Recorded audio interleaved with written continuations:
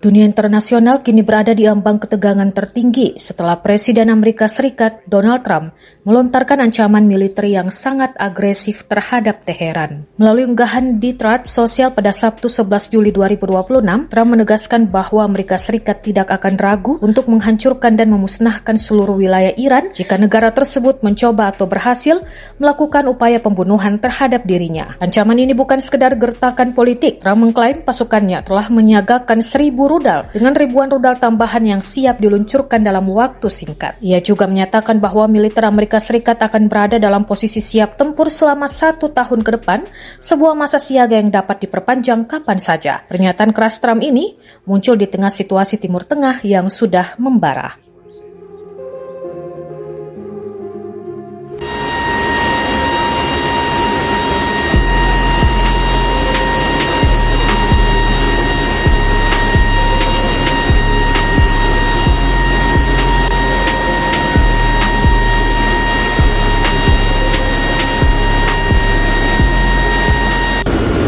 Download Tribun X sekarang, menghadirkan lokal menjadi Indonesia.